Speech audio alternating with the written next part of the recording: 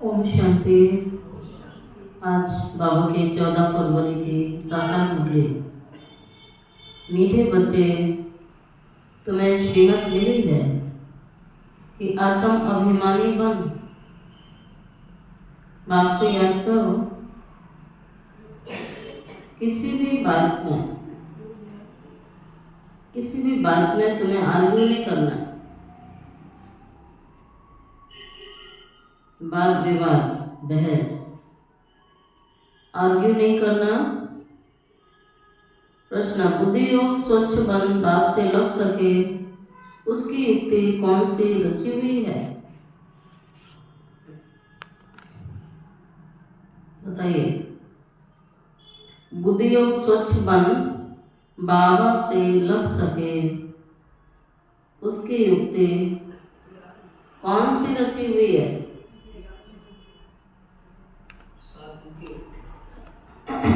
7 दिन की भट्टी।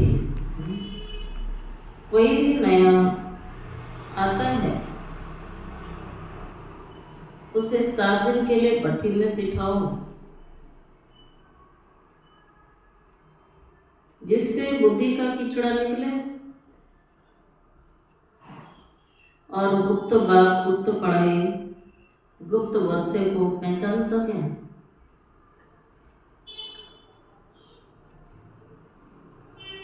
अगर ऐसे ही बैठ गए तो मुझ जाएंगे, समझेंगे कुछ भी नहीं।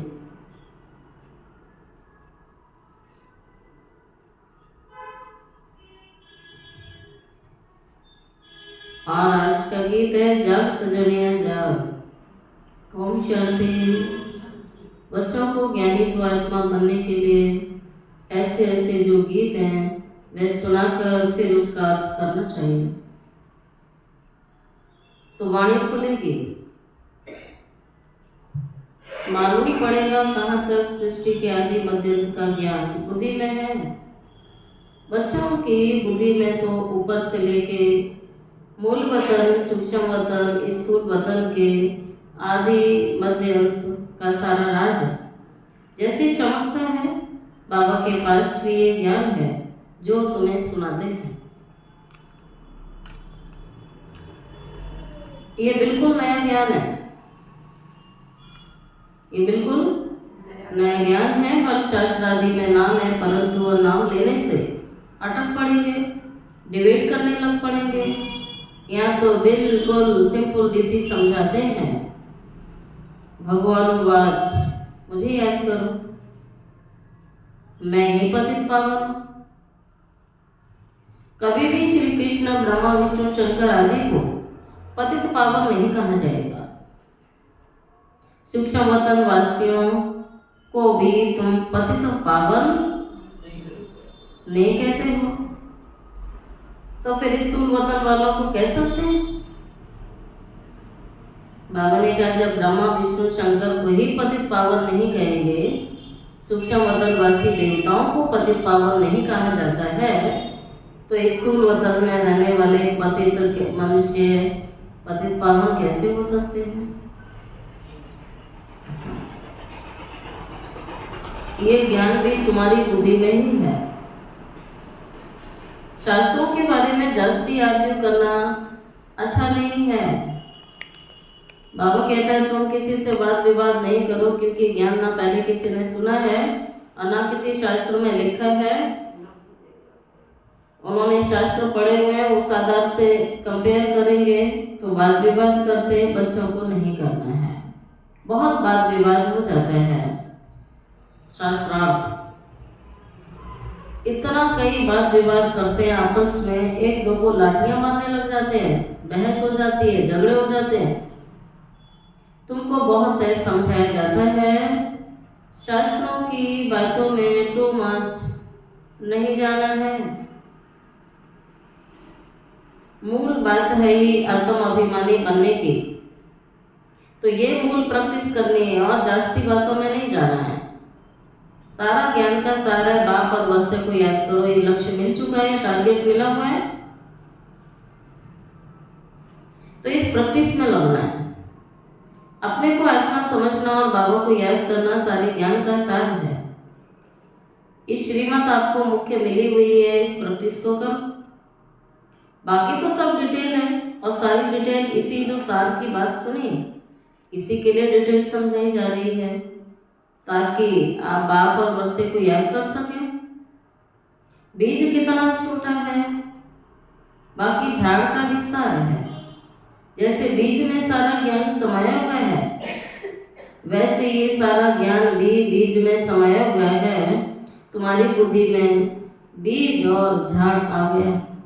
जिस प्रकार तुम जानते हो और कोई समझ ना सके। झाड़ की आयु लंबी लिख दी। बाबा बैठ बीज और झाड़ व चक्र का राज तुम्हें समझा रहे हैं। तो तुम बच्चे क्या कहलाओगे?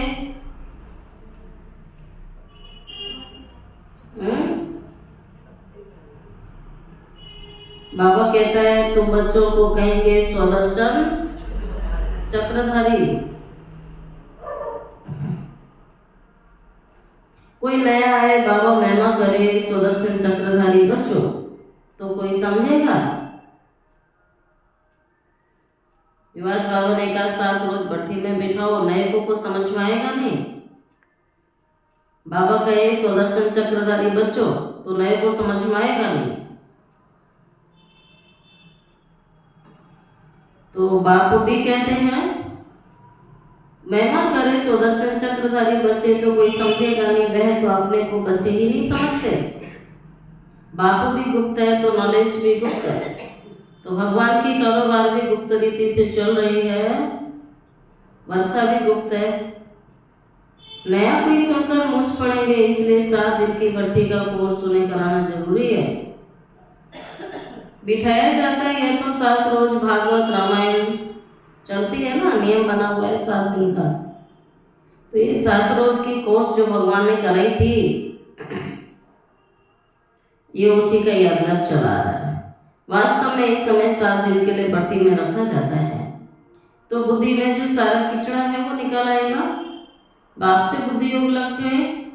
यहाँ सब रोगी हैं सतयुग में। सतयुग में ये रोग आदि बाबा ने कहा होंगे नहीं। यहाँ सब रोगी हैं, सबको रोग है, लेकिन कोई अपना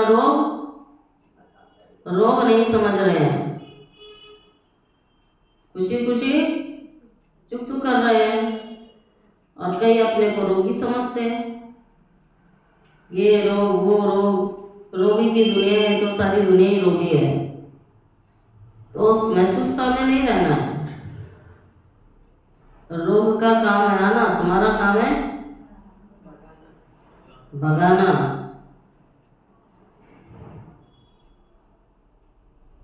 सतयुग में ये रोग आदि होते नहीं हैं, ये आधा कल्प का रोग है। 5 विकारों का रोग सबसे बड़ा भारी है, इससे बड़ा रोग तो कोई होता नहीं है। शरीर को रोग है, लेकिन सबसे पहले तो ये आत्मा में रोग लगे हुए हैं। 5 विकारों का रोग बड़ा भारी है। वहां तो देही अभिमानी रहते हैं, जानते हम आत्मा एक शरीर छोड़ दूसरा लेती। पहले से साक्षात्कार हो जाता है। अकाल मृत्यु कभी नहीं होती है। तुमको काल पर जीत पहनाई जाती है। काल महाकाल कहते हैं। महाकाल का भी मंदिर होता है ना? सिख लोगों का फिर अकाल तख्त है। वास्तव में अकाल तख्त ये कौन सा है? ब्रह्मकुटी है। ये अकाल तख्त ब्रह्मकुटी है, क्योंकि अकाल मूर्त आत्माएं सभी इस तख्त पर विराजमान हैं। मस्तक में विराजमान है, मस्तक की मणि है। वास्तव में अकाल तख्त तो ये ब्रह्मकुटी कहलाएगी, जहाँ आत्मा विराजमान होती है। सभी आत्माएं इस तख्त पर बैठी हैं कि बाबा बैठ आपको समझाते हैं। बाप को अपना तख्त तो है नहीं, वो आकर के इनका तख्त लेते हैं। शिव बाबा ने कहा मेरा तो तख्त ही नहीं है, ब्रह्मा का तख्त लेता हूँ, इस तख्त पर बैठकर बच्चों को क्या बनाता हूँ, फिर मैच करो। ब्रह्मा के तख्त पर बैठ करके बाबा हमें ताऊसी तख्त नसीब बनाते हैं। ताऊसी तख्त सतयुग में जो श्री लक्ष्मी नारायण की सीट है, विश्व महारानी विश्व महाराजन की सीट है, वो ताऊसी तख्त नसीब बनाते हैं। तुम जानते हो ताऊसी तख्त कैसा है, जिसमें लक्ष्मी नारायण विराजमान होते हैं। ताऊसी तख्त तो गया हुआ है, ताऊसी तख्त का गायन भी है। विचार करना चाहिए, उनको भोलानाथ भगवान क्यों कहा जाता है। भोलानाथ भगवान कहने से बुद्धि ऊपर चली जाती है। साधु संत आदि उंगली से इशारा भी ऐसे देते हैं ऊपर की तरफ, उसे याद करो। यथार्थ रीति कोई जान नहीं सकते। पति तो पावन बाबा सम्मुख आकर के कहते हैं मुझे याद करो, तो तुम्हारे सारे विक्रम विनाश हो जाएंगे। लेकिन इस पॉइंट पे बुद्धि स्थिर नहीं होती है और चीजों में व्यर्थ जाती है। तो बाबा ने कहा क्या होता है फिर, जैसे सूत होता है ना, उलझ जाता है। एक रील खोल देना, एक ही रील, और उस रील को खोलने के बाद पूरी रील खोल दो तो दोबारा से फिर सुलझेगी नहीं, बहुत मुश्किल हो जाएगा सिर्फ एक छोटी सी रील। बाबा उसको कहता है सूत मूझ गया, उलझ गया। तो ऐसे ही बुद्धि हमारी उलझ जाती है सिर्फ इस बात की विस्मृति मात्र से, कि सिर्फ एक बाप की याद से ही हमारे विकर्म विनाश होंगे। मुझे पूरा दिन बाप और वर्षा याद करना है, बुद्धि को शांति धाम सुख धाम में लगाना है। या बाबा दूसरे शब्दों में कहता है एक आंख में शांति धाम, एक आंख में सुख धाम। तो ये देखो सारा दिन चेक करो, रहता है। इस दुख धाम में बुद्धि लगानी है, देहधारियों में बुद्धि लगानी है, लेकिन हमारी बुद्धि कहाँ रहती है। बाबा कहता आप अपना कर्तव्य पूरा करो, लेकिन बुद्धि नहीं लगानी है। उन सबको भी बाबा की याद दिलानी है, लेकिन तब दिला सकेंगे स्वयं करेंगे। तो इसलिए बाबा कहते हैं कि दो ही बातें पक्की करो। बाबा को याद करना है, वर्षे को याद करना है, लक्ष्य को याद करना है, बाप को याद करना है। शांति धाम सुख धाम, मनमना भाव, मध्याजी भाव, अल्फ बे। सिर्फ बोलो कि भगवान कहते हैं मुझे याद करो, उन्हें पतित पावन कहा जाता है।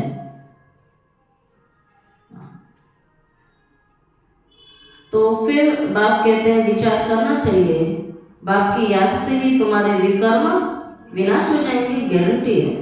गीता में लिखा हुआ है, परंतु उस गीता का एक मिसाल निकालेंगे तो वह 10 निकाल देंगे।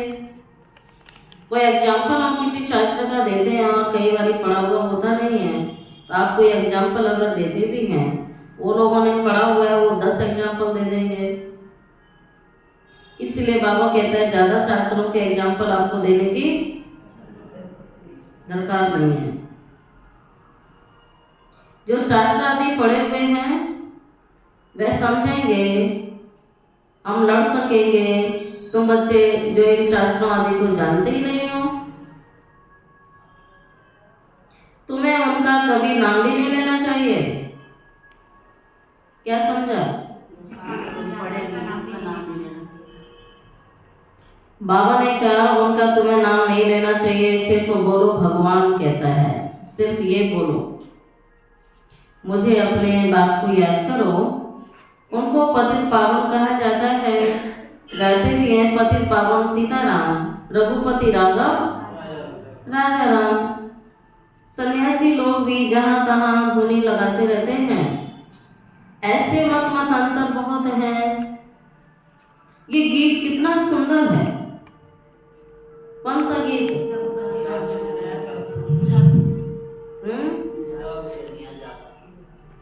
जाग सजनिया जाग। बाबा ने कहा कितना सुंदर गीत है। ड्रामा प्लान अनुसार कल पहले ऐसे गीत बनते हैं जैसे तुम बच्चों के लिए ही बनाए गए हैं, दुनिया में बनाए हैं, लेकिन बाबा कहता है ऐसे आप बच्चों के लिए बनाए हैं। ऐसे ऐसे अच्छे अच्छे गीत हैं जैसे नैनहीन को राह दिखाओ प्रभु, पग पग ठोकर खाऊं। प्रभु कोई श्री कृष्ण को थोड़ी कहते हैं, प्रभु ईश्वर निराकार को कहा जाता है, अल्लाह खुदा। यहाँ तुम कहते हो बाबा। परमपिता परमात्मा को ही बाबा कहा गया है तो वह भी आत्मा। भक्ति मार्ग में बहुत टू मच चले गए। यहाँ बिल्कुल सिंपल बात है, अल्फ और बे। अल्फ अल्लाह, बे बादशाही। इतनी सिंपल बात भी बुद्धि से खिसक जाती है, फिर याद नहीं रहती। इतनी सी बात सारा दिन बाबा कहते हैं बस इन दो बातों में बुद्धि तुम्हारी घूमती रहे। हाथों से काम करते रहो, बुद्धि इसमें घूमती रहे, तो आपको अपने साथ बहुत आनंद आएगा।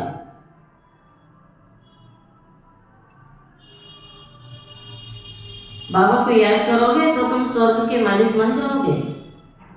बरोबर लक्ष्मी नारायण स्वर्ग के मालिक संपूर्ण निर्विकारी थे, कोई विकार नहीं था। तो बाप को याद करने से तुम ऐसा संपूर्ण बनेंगे। जितना जो याद करते हैं और सर्विस करते हैं उतना वह ऊंचा पद पा सकते हैं। वह समझ में भी आता है। स्कूल में स्टूडेंट समझते नहीं हैं क्या कि हम कम पढ़ते हैं, जो पूरा अटेंशन ही नहीं देते हैं। स्कूल की बाबा तुलना करते हैं, कई स्टूडेंट को ऐसा महसूस ही नहीं होता है कि हम कम पढ़ते हैं या अटेंशन कम देते हैं। जिनको पढ़ने में रुचि नहीं होती है वो क्लास में कहाँ बैठते हैं? वो सीट कहाँ ढूंढते हैं?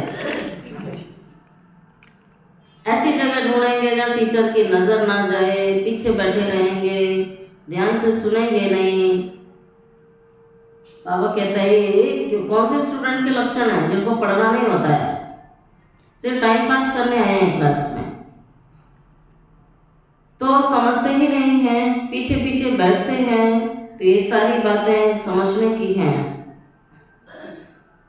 तो जरूर है कि वो कम पढ़ते हैं, समझ में भी नहीं आता है, समझते भी नहीं है कि आप कम पढ़ते हैं, जो पूरा टेंशन नहीं देते, पिछाड़ी में बैठे रहते हैं, तो ऐसे बच्चे फेल हो जाते हैं।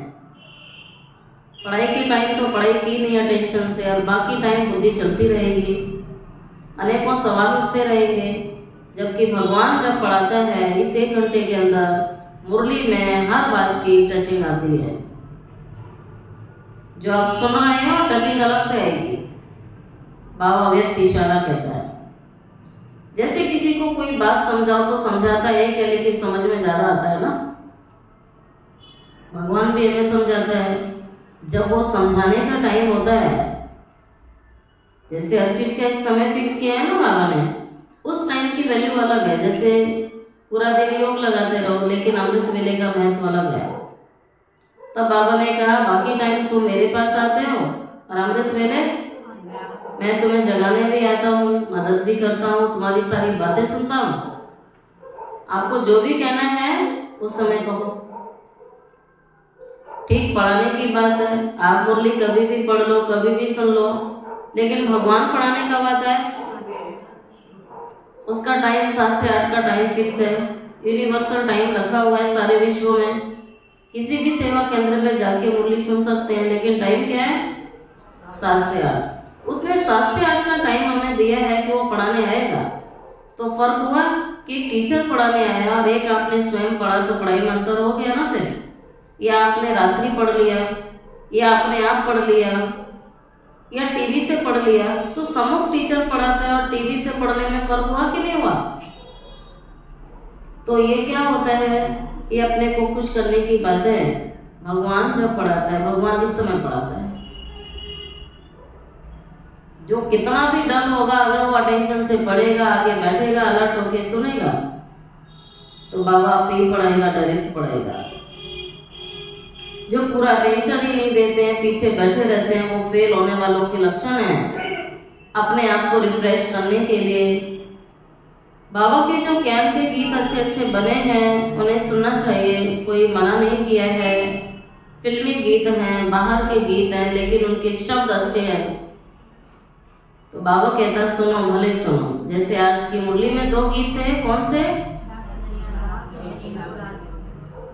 तो ऐसे ऐसे गीत अपने घर में रखने चाहिए। किसको इस पर समझा भी सकोगे कैसे माया का फिर से परछाया पड़ जाता है। शास्त्रों में तो ये बातें हैं नहीं। कल्प की आयु 5000 वर्ष है। ब्रह्मा का दिन, ब्रह्मा की रात आधा आधा है। ये गीत तो कोई ने बनवाए हैं। बाबा बुद्धिमानों की बुद्धि है। बाबा ने कहा गीत भी मैंने बनवाए हैं। भक्ति के भी गीत बाबा ने बनवाए हैं, अच्छे अच्छे गीत। तो कोई की बुद्धि में आया तो बैठ बना दिया। इन गीतों आदि पर तुम्हारे पास कितने ध्यान में चले जाते थे। एक दिन आएगा जो उस ज्ञान के गीत गाने वाले तुम्हारे पास आएंगे। तब थे नहीं गीत गाने वाले, अब तो बाबा के बच्चे ढेर निकल आए ज्ञान के गीत गाने वाले। तो बाबा की मुरली जब की है, सोचो कोई एक भी नहीं था ज्ञान के गीत गाने वाले। तब बाबा पहले से ही विजन दिखाता था कि वो समय आएगा जब बाबा के बहुत बच्चे आएंगे जो गीत बनाएंगे भी और गाएंगे भी। बाबा ने क्या, देखो बाप की महिमा में ऐसे गीत गाएंगे जो घायल कर देंगे। फिर गीत गा के ऐसे ऐसे आएंगे। ट्यून पर भी मदार रहता है ना, म्यूजिक। गायन विद्या का बहुत नाम है ना। अभी तो ऐसा कोई है नहीं, सिर्फ एक गीत बनाया था, कितना मीठा कितना प्यारा, शिव भोला भगवान। बाबा बहुत मीठा और प्यारा है, तब तो उनको सब याद करते हैं। ऐसे नहीं कि देवताएं उन्हें याद करते हैं। देवताओं को तो योग लगाना नहीं आता है, देवताओं को भक्ति करनी नहीं आती है। देवताएं तो स्वयं पूज्य हैं। सारा संसार देवी देवताओं की पूजा करता है, तो देवी देवताएं थोड़ी किसी की पूजा करेंगे।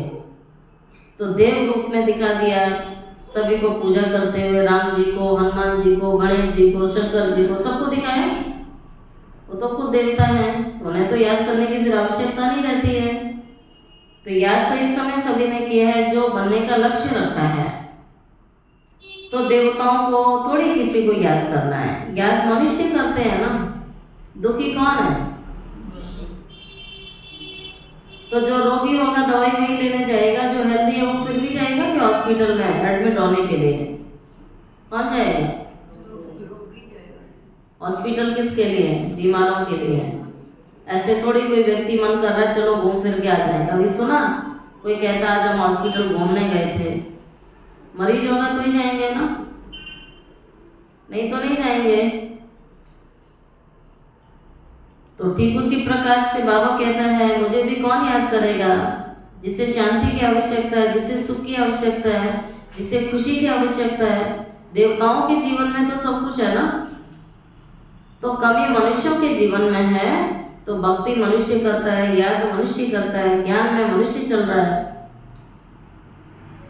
देवताएं थोड़ी किसी को याद करेंगे, याद मनुष्य करता है। तुम भी अभी मनुष्य हो, फिर तुम क्या बन जाओगे? पढ़ते पढ़ते पढ़ते पढ़ते पत्थर बुद्धि में ज्ञान जाते जाते बुद्धि बदल जाएगी और क्या बन जाएगी? पारस, अर्थात देव समान बन जाओगे। चक्र चलता रहेगा, किसी को पता नहीं है। तुमको अभी पता पड़ा है, हम सच देवता बनते हैं। अभी हम क्या बने हुए हैं? शूद्र थे, ब्राह्मण बने। तो देवता और शूद्र के बीच की लाइफ है हमारी ब्राह्मण लाइफ, क्योंकि शूद्र से ट्रांसफर हुए ब्राह्मण और ब्राह्मण ट्रांसफर हो गए देवताई जीवन में। तो नई दुनिया में सिर्फ देवताएं कहलाएंगे। अभी तुम वंडर खाते हो। ये ब्रह्मा खुद ही जन्म में पहले पुजारी था। किसका पुजारी था? श्री नारायण की महिमा गाता था, नारायण से बड़ा प्रेम था। अब वंडर लगता है नारायण का पुजारी था। हम सब बन रहे हैं, कितना खुशी का पारा चढ़ना चाहिए कि भगवान हमें वही नर से नारायण और नारी से लक्ष्मी बना रहा है। तुम हो अननोन वॉरियर्स, तुम्हारी युद्ध चल रही है, तुम योद्धे हो, और जो जिससे तुम्हारी युद्ध चल रही है वो भी नजर नहीं आ रहा है। तुम्हारी युद्ध है बुराइयों से, विकारों से, कमियों से, कमजोरियों से। तुम नॉन वायलेंस हो, तुम हिंसक लड़ाई नहीं लड़ रहे हो, अहिंसक। सचमुच तुम डबल अहिंसक, ना काम कटारी और ना वह लड़ाई। काम अलग है, क्रोध अलग चीज है, तुमको डबल अहिंसक। नॉन वायलेंस सेना, डबल अहिंसक सेना। सेना अक्षर से उन्होंने फिर सेनाएं खड़ी कर दी। महाभारत लड़ाई में मेल्स के नाम दिखाए हैं, फीमेल्स के नहीं, है ना। युद्ध के मैदान में कौन गए थे? मेल्स दिखाते हैं, सारे भाई दिखाए हैं, बहनें नहीं दिखाई हैं। और यहाँ बाबा की सेना में सब कौन है? देखा जाए तो आत्मा रूप में भाई है ना, सभी उसी का यादगार है। वास्तव में तुम सब शिव शक्तियां हो ना। मेजॉरिटी तुम्हारी होने के कारण शिव शक्ति सेना गाई जाती है। तो वहाँ फीमेल्स नहीं है, यहाँ फीमेल्स ज़्यादा है, इसलिए गायन शिव शक्तियों का चला आता है। मेजॉरिटी तुम्हारी होने के कारण शिव शक्ति सेना गाई जाती है। ये बातें बाबा तुम्हें बैठ समझाते हैं। अभी तुम बच्चे नव युग को याद करते हो। दुनिया में कोई को भी नवयुग का मालूम नहीं है, वह तो समझ लेते हैं कि नवयुग 40,000 वर्ष के बाद ही आएगा। एक युग परिवर्तन में 40,000 साल, लाखों साल बता दिए। सतयुग नवयुग है, ये तो बड़ा क्लियर है ना। बाबा राय देते हैं ऐसे अच्छे अच्छे गीत सुनकर रिफ्रेश होंगे और किसको समझाएंगे भी। ये सारी युक्तियां हैं, इसका अर्थ भी सिर्फ तुम समझ सकते हो। बहुत अच्छे अच्छे गीत हैं अपने को रिफ्रेश करने के लिए, गीत बहुत मदद करते हैं। अर्थ करना चाहिए, गीतों पर समझाना चाहिए, तो बाबा कहता मुख खुल जाएगा, खुशी होगी। बाकी जो जास्ती धारणा नहीं कर सकते उनके लिए तो बाबा कहता है घर बैठे तुम बाबा को याद करते रहो। गृहस्थ व्यवहार में रहते सिर्फ ये याद का मंत्र याद रखो। फालतू बातों से तो कोई फायदा मिलना नहीं है। पानी को मथते रहेंगे, कुछ मिलने वाला है क्या? पूरी जिंदगी मथते रहो तो भी शायद पानी को कुछ फर्क पड़ने वाला नहीं है। भगवान कहता क्यों ना अच्छी बातों का चिंतन किया जाए, क्यों ना भगवान का चिंतन किया जाए, जिससे मक्खन रूपी प्राप्ति आपको हो सके, कुछ प्राप्तियां हो सके। तो बाबा को याद करना है। बाबा ने कहा लक्ष्य तो कोई भी दे सकते हैं कहीं भी रहते हुए। आगे पुरुष लोग पत्नी को कहते थे कि भगवान को तो घर में भी याद कर सकते हैं, तो मंदिरों आदि में भटकने की आवश्यकता ही क्या है। हम तुम्हें घर में मूर्ति दे देते हैं, यहाँ बैठ के याद करो, धक्का खाने क्यों जाती हो। ऐसे बहुत पुरुष लोग स्त्रियों को जाने नहीं देते थे। चीज एक ही है, पूजा करना है, याद करना है। जबकि एक बार देख लिया फिर तो ऐसे भी तुम याद कर सकते हैं।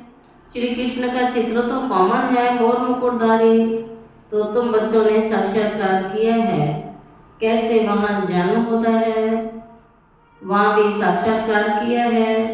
बाबा ने साक्षात्कार से सारी चीजें दिखाई कि सतयुग में कृष्ण का जन्म कैसे होगा, वो भी दिखाया। संदेशियों को सब बाबा ने दिखाया हुआ है। परंतु क्या तुम उसका फोटो निकाल सकते हो?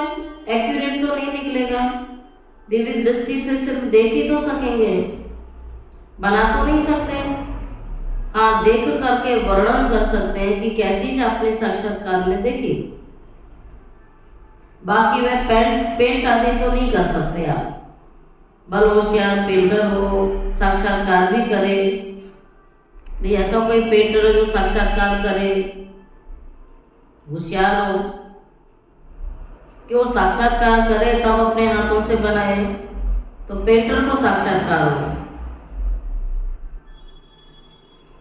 साक्षात्कार भी करे तो भी एक्यूरेट फीचर्स तो नहीं निकाल सकता है कोई चीज। अब तो फोटो खींची जाती है ना, अब फोटो भी तो क्लियर नहीं निकलती, एक्यूरेट नहीं निकलती है, कुछ हल्का सा फर्क रह ही जाता है।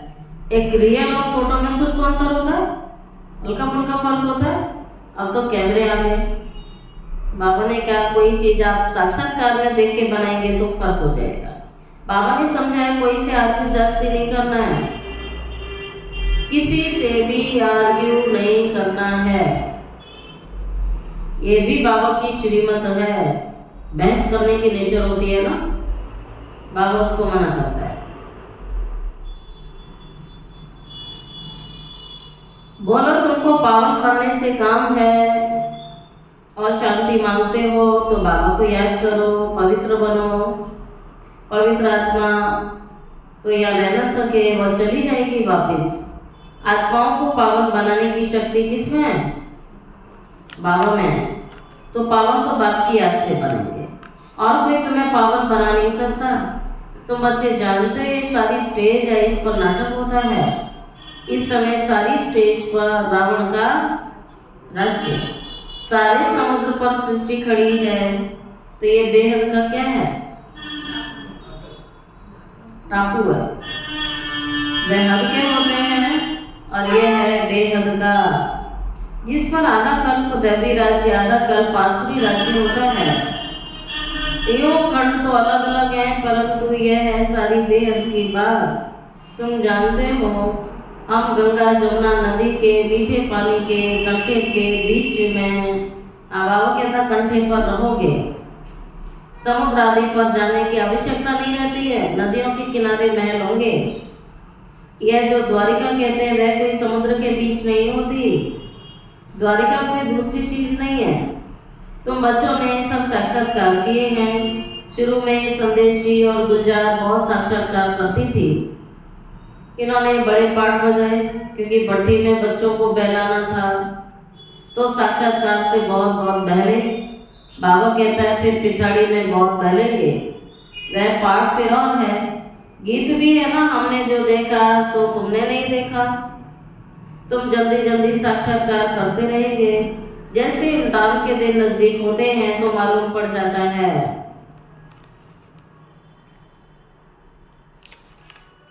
कि हम कितने मार्क्स से पास होंगे। पढ़ने वाले को पता तो होता है ना रियल में वो कितना पढ़ता है। कई बार ऐसा भी देखा गया है कि घर वालों को तो लगता है पूरा दिन पढ़ता है, पर वो रियल में पढ़ता बिल्कुल नहीं है। और कई बार ये लगता है कि तो पढ़ता ही नहीं है, लेकिन वो पढ़ रहा होता है। अब वो तो उसकी आत्मा जाने क्या करता है, क्योंकि इसको तो कोई समझ नहीं सकता है कि उसकी बुद्धि कहीं भटक रही है कि वो पढ़ रहा है, कि मोबाइल में पढ़ाई कर रहा है कि कुछ और देख रहा है। ये तो किसी को नहीं पता होता है, वो तो उसको स्वयं को पता है। तो ठीक उसी प्रकार से हर बच्चे को पता होता है कि हमारे कितने मार्क्स आएंगे अपनी पढ़ाई के आधार से। तो तुम्हारी भी तो पढ़ाई है ना भाई, तुम अभी मुरली सुन रहे हो लेकिन तुम्हारी बुद्धियां है या नहीं वो तो तुम जानो ना। योग में घंटा बैठे हो तो सुस्ती में बैठे, नींद में बैठे या बुद्धि भटकती रही, ये भी तुम जानो। तो कोई भी नहीं जानता है, हाँ बाबा जानता है। इसलिए कहते हैं तेरी कर्म कहानी तेरी आत्मा जाने और परमात्मा जाने। अभी तुम जैसे नॉलेजफुल होके बैठे हो, सभी फुल तो नहीं होते हैं, स्कूल में हमेशा नंबर पार होते हैं, यह भी नॉलेज है। मूल वतन, सूक्ष्म वतन, तीनों लोगों का तुम्हें ज्ञान मिला हुआ है। ये सृष्टि के चक्र का तुम जानते हो, ये फिरता ही रहता है। बाप कहते हैं तुमको जो नॉलेज दी है ये और कोई तुम्हें समझा ना सके। तुम्हारे पर बेहद की दशा है, कोई पर कौन कौन सी दशा है? सुशील भाई कौन सी दशा बैठ गई? राव की दशा बैठी है। नींद में थे ना तो आंसर सही नहीं निकला। कौन सी दशा है? कौन सी दशा है? चलो बाबा कहता कोई पर बृहस्पति की दशा है, कोई पर राहु की दशा है, और राहु की दशा जिस पर है वो चंडाल बनेगा। ये बेहद की दशा है, ये बेहद वह होती है हद की दशा। बेहद का बाप बेहद की बात सुनाते हैं, बेहद का वर्षा देते हैं। तुम बच्चों को कितनी ना खुशी होनी चाहिए। क्या सुन रहे हैं? कहीं को खुशी होती ही नहीं है, खुशी लगता पता नहीं कितनी दूर चली गई। जबकि बाबा कहता है ऐसा लगना चाहिए दुख पता नहीं कितनी दूर चला गया, आता ही नहीं। लाइफ ब्राह्मणों की ऐसी होनी चाहिए ना कि उन्हें दुख की फीलिंग करना ही बंद हो जाए। दुख होता क्या है? बाबा कहता दुख की अविद्या होनी चाहिए ब्राह्मणों को। भगवान के बने, भगवान ने इतना सब कुछ दिया, खुशी ना हो तो बाबा को भी बंडर लगेगा ना। बच्चों को कितना खुशी होनी चाहिए। तुमने अनेक बार बादशाही ली और गवाई, ये बिल्कुल पक्की बात है, नथिंग न्यू। तब तुम सदैव हर्षित रह सकेंगे। नॉलेज, इसके लिए नॉलेज बुद्धि में रहना बहुत जरूरी है। इसलिए बाबा कहता है तुम्हारी बुद्धि में हर वक्त क्या होना चाहिए? ज्ञान टपकना चाहिए। बुद्धि रूपी घड़े शिवलिंग के ऊपर दिखा दिया, वो हमारी बुद्धि में टपकना चाहिए। शिव बाबा तो है ही ज्ञान का सागर। तो बुद्धि रूपी गागर की बात है, जिस गागर में हमने सागर से भरा होगा तो टपकता रहेगा। बाबा सागर है, बुद्धि गागर है। उस गागर में किसको समाना है? सागर को समाना है। तो सागर को समाएंगे तो टपकता रहेगा। तुमने अनेक बार बादशाही ली और गवाई है तो बिल्कुल पक्की बात है ना। नथिंग न्यू, सदैव हर्षित रह सकेंगे। नहीं तो माया तुम्हें बहुत गुटका दिलाएगी, गुटके झटके खाते रहेंगे जीवन में, ठीक से चल नहीं सकेंगे। फिर बाबा का एक एक बात बिल्कुल स्पष्ट है कि नहीं है? बाबा कहता 3 बिंदी रोज लगाओ। मैं बिंदी, बाबा बिंदी, ड्रामा बिंदी। जिसने 3 बिंदी का तिलक लगाया है वो बेफिक्र होके चलेगा, बेफिक्र बादशाह होके चलेगा। क्योंकि तीनों अटल सकते हैं ना, ड्रामा बदल सकते हैं। आत्मा तो आत्मा अविनाशी शक्ति है, बाबा भी अविनाशी है, सदैव इमॉर्टल है।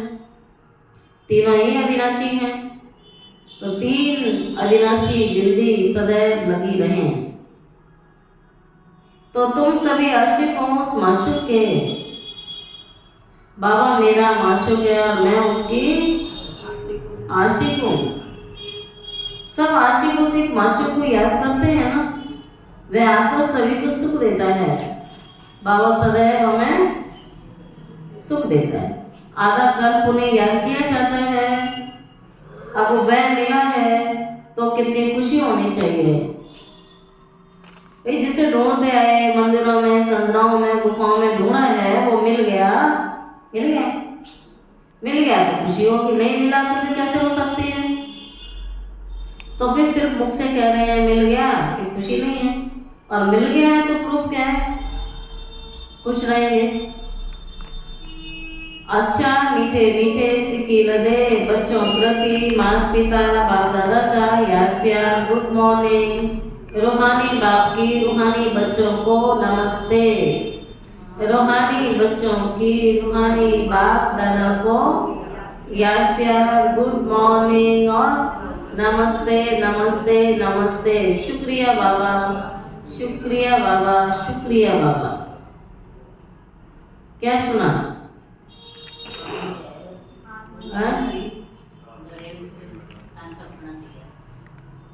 क्या बोला? ज्ञान टपकना चाहिए, ठीक है।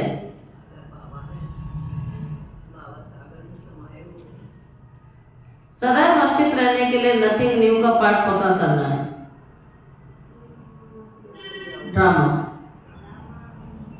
ड्रामा किसी के आधार से नहीं चल रहा, ड्रामा बना हुआ है। ड्रामा का जो सीन है वो फिक्स है, किसी के सोचने से बदलने वाला नहीं है। हर बात में क्या सोचना है? Nothing new. सदा हर्षित रहने के लिए नथिंग न्यू का पाठ पक्का करना है। बेहद का बाप हमें बेहद की बादशाही दे रहे हैं, इस खुशी में रहना है। सेकंड, ज्ञान के अच्छे अच्छे गीत सुनकर स्वयं को रिफ्रेश करना है, उनका अर्थ निकालकर दूसरों को सुनाना है। ज्ञान के अच्छे अच्छे गीत सुनकर स्वयं को रिफ्रेश करना है, उसका अर्थ निकालकर दूसरों को सुनाना है। अब लेते हैं बाबा का वरदान, माया के संबंधों को डाइवोर्स दे। बाप के संबंध से सौदा करने वाले माया जीत मोह जीत बाबा। अब स्मृति से पुराना सौदा कैंसिल कर सिंगल बनो। आपस में एक दो के सहयोगी बने रहो, आपस में भी एक दो के सहयोगी बने रहो, लेकिन कंपेनियन नहीं। कंपेनियन किसको बनाना है? कंपेनियन एक को बनाओ तो माया के संबंधों से डाइवोर्स हो जाएगा। माया जीत मोह जीत विजयी रहेंगे। अगर जरा भी किसी में मोह होगा तो तीव्र पुरुषार्थी की बजाय पुरुषार्थी बन जाओगे। इसीलिए सुना, मोह होगा तो तीव्र पुरुषार्थी की बजाय पुरुषार्थी बन जाएंगे। इसलिए क्या भी हो और कुछ भी हो जाए, कितना भी बड़ी बात हो जाए, कुछ भी हो जाए, खुशी में नाचते रहो। मेरुआ मौत मलुका शिकार, इसको कहते हैं नष्टो मोहा। ऐसे नष्टो मोहा रहने वाले ही विजय माला के दाने बनेंगे। जो ऐसे नष्टो मोहा बच्चे होंगे वो क्या बनेंगे? विजय माला के दाने बनते हैं। स्लोगन, सत्यता की विशेषता से बोले नहीं रहे, कहाँ ध्यान है? क्या सुना? डायमंड की चमक को बढ़ाओ। वरदान क्या सुना था?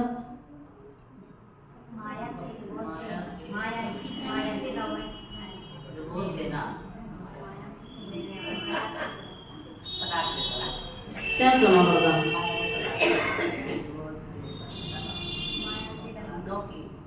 खड़े रहो, जब तक बताओगे नहीं खड़े रहो। जो बताएगा वो बैठेगा, एक ही बोलेगा एक टाइम पर।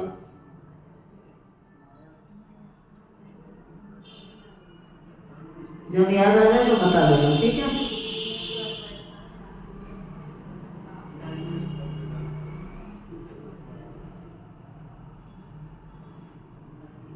जिसको याद आ जाए हाथ उठा लेना, ठीक है?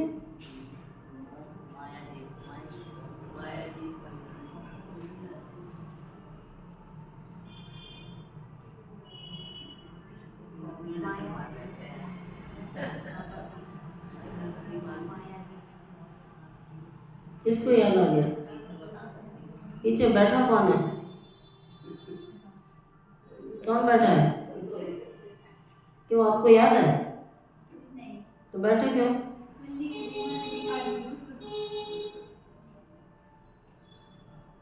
देख लो, खड़े रहो। सत्यता की विशेषता से डायमंड की चमक बढ़ाओ। ये क्या था? वरदान पूछा, वरदान।